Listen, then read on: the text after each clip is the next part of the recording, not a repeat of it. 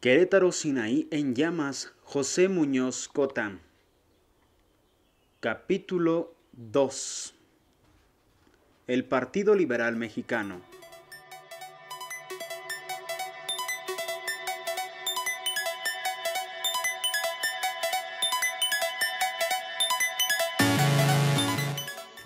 Inicia con cita. Todos los descontentos del despotismo porfirista y sus secuaces se calificaban indistintamente de liberales. Bajo esa denominación existían en México diversas tendencias, convicciones más o menos intensas, corrientes de ideas contradictorias, pero unidas pasajeramente por la oposición a Díaz, el interés predominante del momento. Diego Abad de Santillán.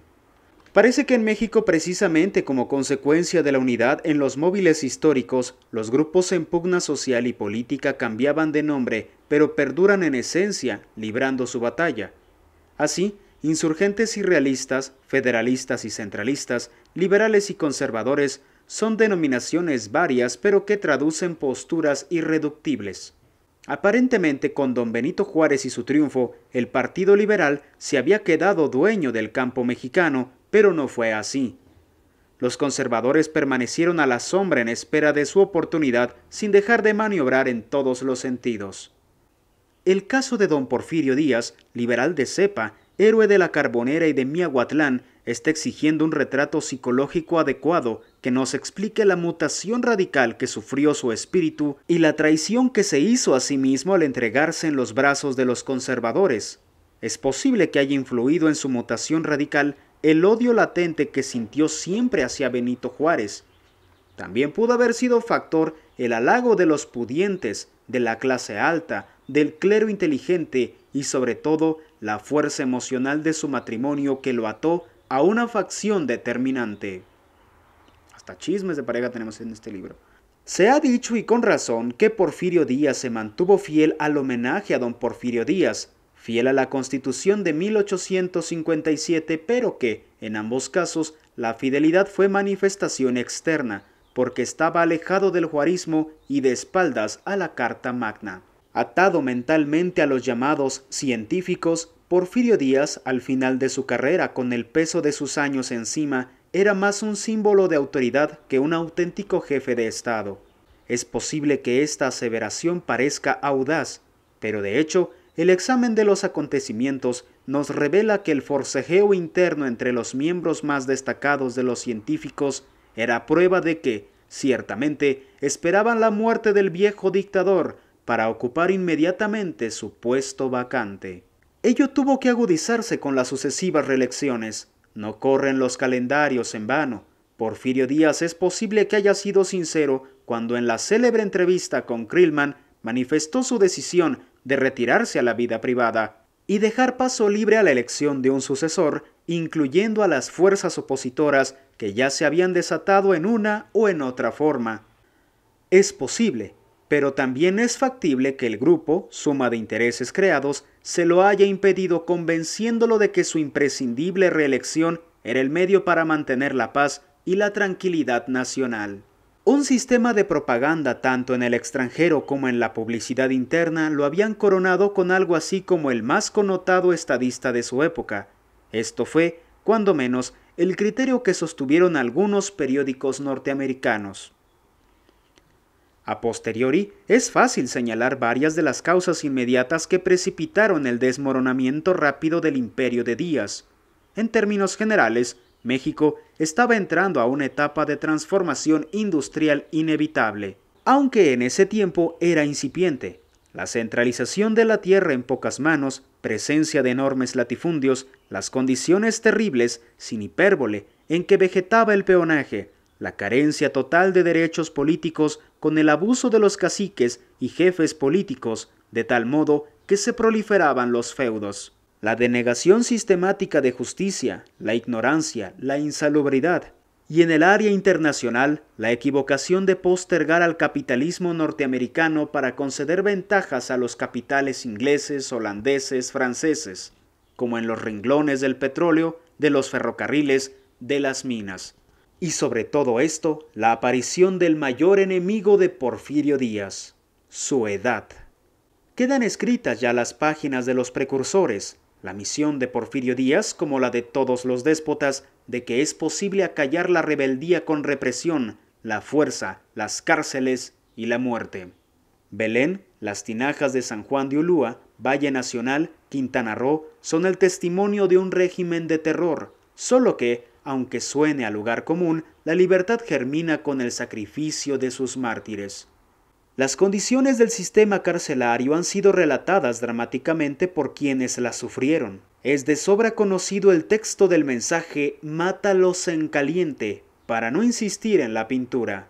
Hay que dividir la crónica de la revolución, por ello en capítulos perfectamente definidos. Periodo que comprende a los precursores, la gestación revolucionaria, sus intentos fallidos pero heroicos, luego la irrupción violenta y el desfile de sus hombres, quienes ya hicieron la revolución cosechando lo que los precursores habían sembrado con anterioridad.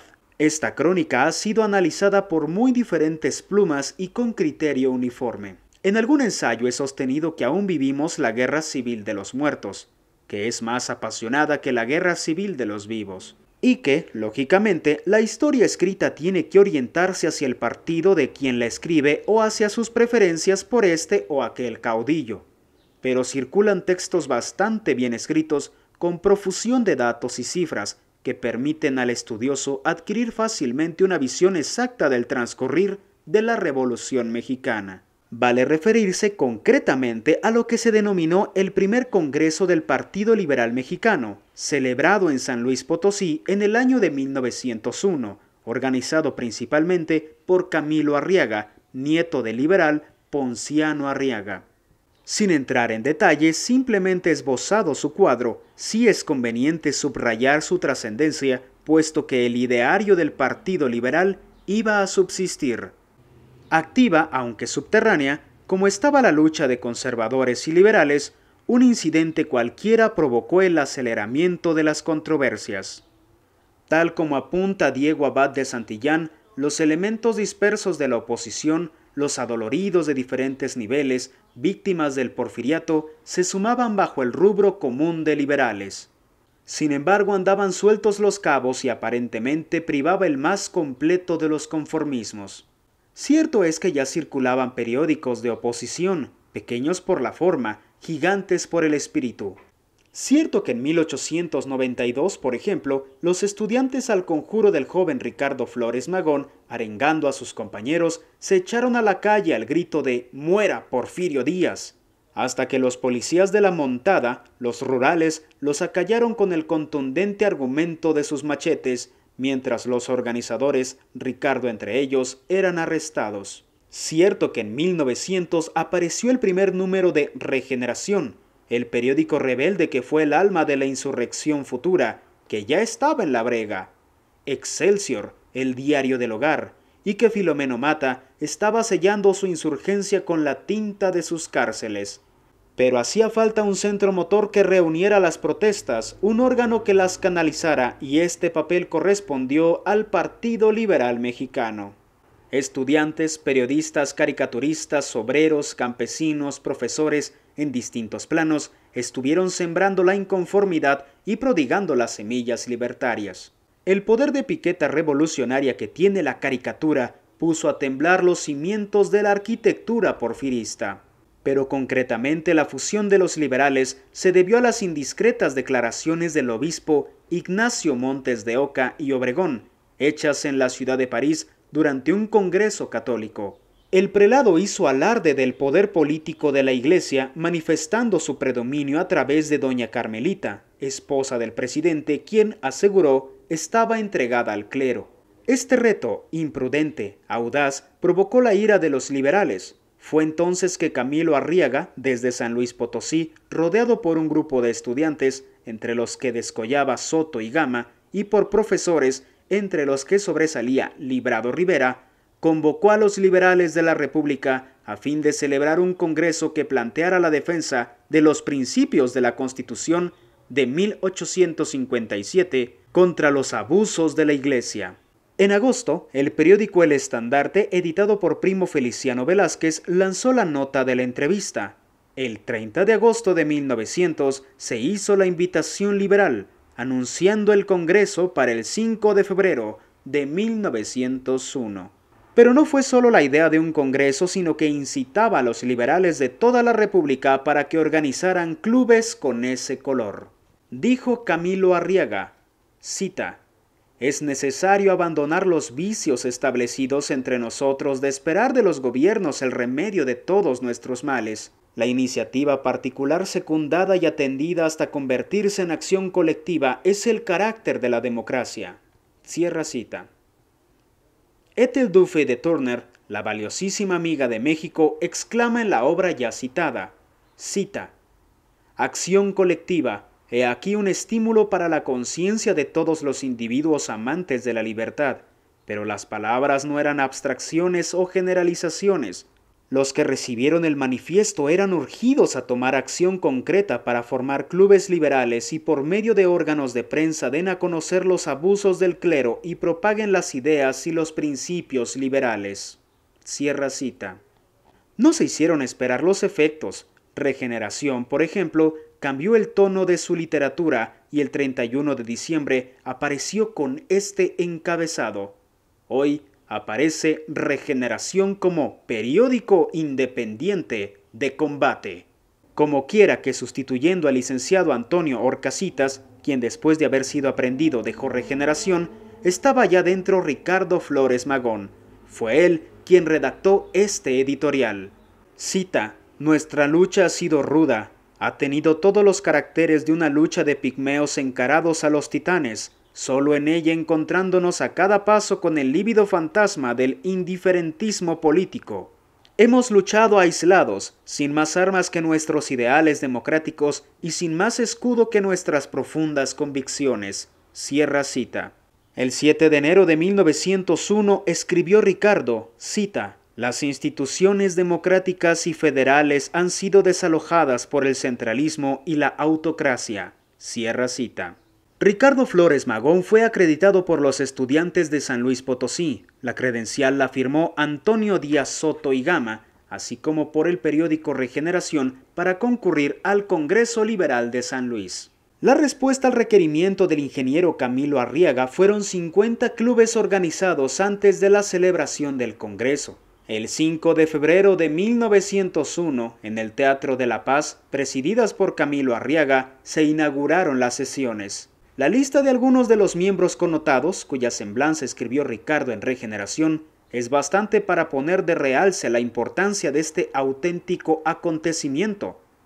Camilo Arriaga, Antonio Díaz Soto y Gama, Fernando P. Tagle, Dr. Agustín Navarro, licenciado Diodoro Batalla, profesor Juan Ramírez Ramos, Alberto Díaz, José Trinidad Pérez, ingeniero Luis Layux, licenciado Antonio de la Fuente, Lázaro Villarreal, ingeniero Francisco Naranja H., Vidal Garza Pérez, Salomé Botello H., licenciado Benito Garza, Rafael Odriozola, Avelino Espinosa, Federico R. Flores, Antonio Vives, Esquicio Forcada, Pompeyo Morales y Vicente Reyes Torres. Ahí fue tribuna para el verbo encendido de oradores como Diodoro Batalla, para los arrebatos juveniles de Soto y Gama, pero destacó la intervención de Ricardo porque él, elevando la mira de sus ataques, calificó duramente al régimen porfirista.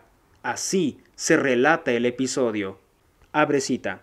Ricardo, según su costumbre, habló en detalle, una revista minuciosa de atentados porfiristas, ráfagas de ley fuga, relámpagos de cólera, Sinaí de invectivas, perro de presa en el ataque. No soltó Flores Magón el cuello de don Porfirio durante toda su peroración, a la cual puso como remate y al mismo tiempo como resumen esta consecuencia: porque la administración de Porfirio Díaz es una madriguera de bandidos. Hubo ligeros hiseos y entonces, para enfrentarse a ellos y desafiarlos sin contemplaciones de ningún género, Ricardo volvió a decir: porque la administración de Porfirio Díaz es una madriguera de bandidos. Y como todavía persistiese el murmullo, lo acalló recalcando su frase tenaz: sí, señores, porque la administración de Porfirio Díaz es una madriguera de bandidos. Entonces los delegados, tornaron los ciseos en aplausos. Cierra cita.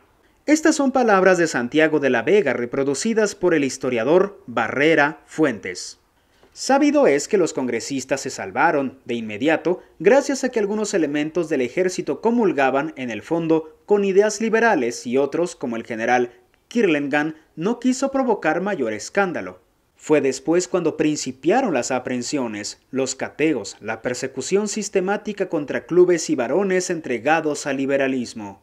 En este lapso se integró en la casa del licenciado Diodoro Batalla la Asociación Liberal Reformista con este propósito.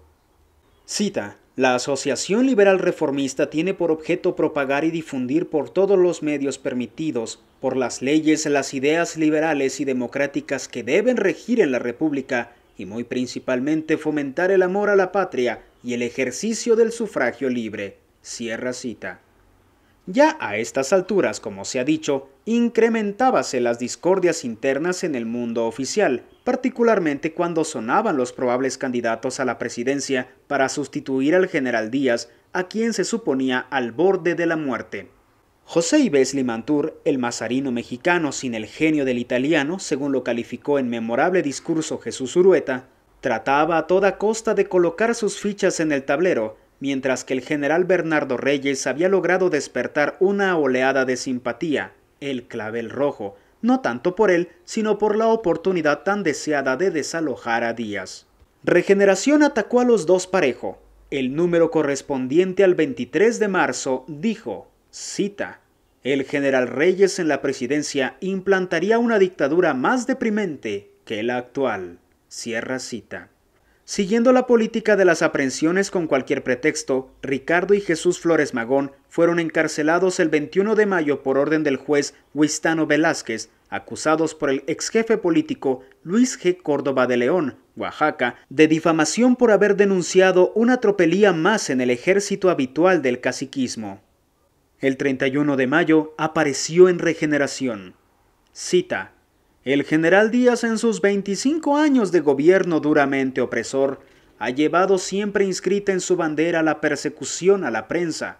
De tarde en tarde la levadura de honor que a pesar de todo subsiste en algunos espíritus bien templados surge y se manifiesta. Pero cuando estas manifestaciones se hacen algo vigorosas no falta un juez desprovisto de conciencia, ajeno a todo sentimiento profesional, que a trueque de unos cuantos pesos mensuales que significan el dinero de Judas, consiste en ser el verdugo de los hombres libres, de los que alientan aún en los sentimientos que hacen los ciudadanos libres y los pueblos fuertes. Cierra cita. El número de Regeneración correspondiente al 7 de agosto pidió a Porfirio Díaz que renunciara. La represión no tardó mucho. Regeneración se imprimía en los talleres de El Diario del Hogar. Este fue suspendido y clausurado. Entonces se acordó que Regeneración se imprimiera en San Luis Potosí. Fue un formato curioso con 16 páginas, pero solo duró 4 meses. A pesar de que burló a la policía que no pudo localizarlo, por dificultades económicas hubo de suspenderse el 23 de septiembre. Continuaron los encarcelamientos. El 18 de julio, en Pinos, Zacatecas, fue arrestado Soto y Gama al pronunciar un discurso. Se desbarataron así los clubes en Hidalgo, Coahuila, Chiapas y Oaxaca. El 4 de noviembre de 1901 salió la convocatoria para el nuevo Congreso. La noche del 24 de enero de 1902, en la sesión preliminar del Congreso celebrándose en el Hotel Jardín, propiedad de Camilo Arriaga, fue provocado un escándalo que culminó con el arresto posterior de Camilo Arriaga, Librado Rivera y Juan Saravia. El 5 de febrero de 1903, el Club Ponciano Arriaga se estableció en la Ciudad de México con la siguiente directiva: Camilo Arriaga, presidente; Antonio Díaz Soto y Gama, vicepresidente; Benjamín Millán, tesorero; como secretarios, Juan Saravia, Ricardo Flores Magón, Santiago de la Hoz y Enrique Flores Magón; y como vocales, Juan B. Gutiérrez de Mendoza, Evaristo Guillén, Federico Pérez Fernández, Rosalío Bustamante, Elisa Acuña y Rosete, Alfonso Cravioto, Refugio Vélez, Salvador Soto, Tomás Arabia y Alfonso Arciniega. Surgió a la palestra el hijo del aguizote, libró sus escaramuzas, pero el 16 de abril de 1903 fueron presos Ricardo Flores Magón, Juan Saravia, Alfonso Cravioto, Enrique Flores Magón, Gabriel Pérez Fernández, Manuel Saravia, Librado Rivera, Santiago de la Vega, Humberto Macías Valadez, Luis Jasso y Edmundo Rodríguez Chávez. Hay que saltar por encima del tiempo con la gama de sus incidentes, encarcelamientos e intentos vanos para editar periódicos subversivos hasta que los precursores determinan emigrar a los Estados Unidos bajo la seducción de la Estatua de la Libertad. La Junta Directiva del Partido Liberal Mexicano, desde el extranjero, en los Estados Unidos o en Canadá, indistintamente se preocupa por la elaboración del programa del organismo libertador. Estaban en Montreal cuando estalló la huelga de Cananea, dirigida y llevada a cabo por miembros del partido, como puede estudiarse en la obra cuidadosamente escrita por Enriqueta de Parodi. Manuel M. Diegues, Esteban Vaca Calderón, Marino Mesina, Álvaro L. Diegues e Ignacio Martínez estaban identificados con el movimiento liberal. Conviene examinar para mayor abundamiento la obra de John Kenneth Turner, quien con toda veracidad describe paso a paso la marcha de los acontecimientos con el sacrificio de obreros mexicanos a manos de los Rangers tejanos, llevados intencionalmente para examinar la huelga. Terminado que fue el programa del Partido Liberal Mexicano, este documento resultó redactado con una ideología reformista. Fue el fruto de laboriosas discusiones. Cabe hacer notar que en él, en cuanto a doctrina, no influyó grandemente Ricardo, sino que fue más bien un resumen del pensamiento de Antonio I. Villarreal y de Juan Saravia. Ricardo lo calificó, Regeneración 9 de octubre de 1915, cita, tímidas reformas que ayer llamaron utopías. Cierra cita.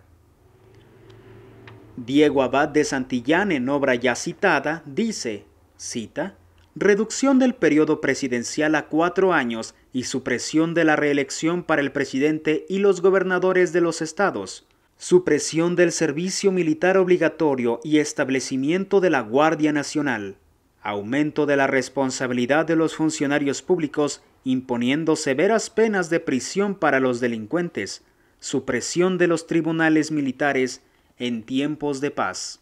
Se proponen diversas medidas para el fomento de la instrucción pública y la clausura de las escuelas pertenecientes al clero, enseñanza laica, etc. Diversas reglamentaciones pendientes a restringir los abusos del clero católico.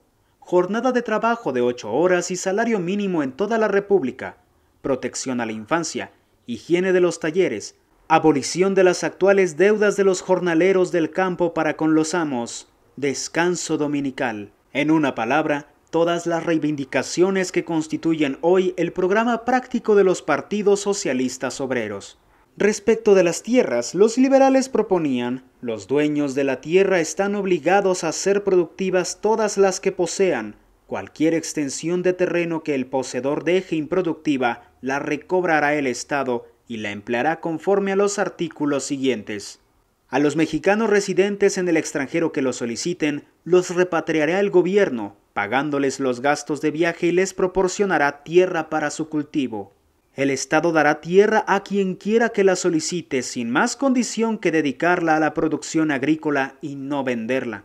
El programa constaba de 52 artículos, llevaba el lema de Reforma, Libertad y Justicia y fue firmada en San Luis, Missouri, el 1 de julio de 1906 por presidente Ricardo Flores Magón, vicepresidente Juan Saravia, secretario Antonio I. Villarreal, tesorero Enrique Flores Magón, primer vocal profesor Librado Rivera, segundo vocal Manuel Saravia, tercer vocal Rosalío Bustamante. Cierra cita. No cuesta mucho trabajo comparar el espíritu y aún la letra de este programa con el espíritu que predominaría después, en 1917, durante los debates en el seno del Constituyente de Querétaro. Repasemos la opinión del propio Ricardo Flores Magón acerca de este programa. Cita: cuando en 1906 expedimos en San Luis, Missouri, nuestro programa de reformas, los sensatos, los serios, los cabeza fría, así como los timoratos, los pusilánimes, los cortos de espíritu, se retorcían los brazos y exclamaban: ¡qué audacia, qué atrevimiento! El pueblo mexicano, gritaban, es muy ignorante para que pueda aprovechar esas reformas. Pasa el tiempo, El pueblo se levanta en armas contra sus tiranos y de mil maneras demuestra que quiere mejorar de condición. Entonces los sensatos, los serios, los cabeza fría, adoptan nuestro programa de 1906 y no se conforman con aceptarlo como una promesa que debiera realizarse al triunfo de cualquier bandería política, de las que quieren gobierno, sino que, para aplacar el ardor revolucionario de las masas que ya no quieren esperar, que ya no se conforman con simples promesas escritas, sino que quieren ver desde luego, sin tardanza, la realización de los programas, se apresuran en poner en práctica las tímidas reformas que ayer llamaron utopías. Cierre de cita. Y de esta forma nosotros concluimos el episodio 2 de Querétaro, Sinaí en llamas. Capítulo número 2, el Partido Liberal Mexicano.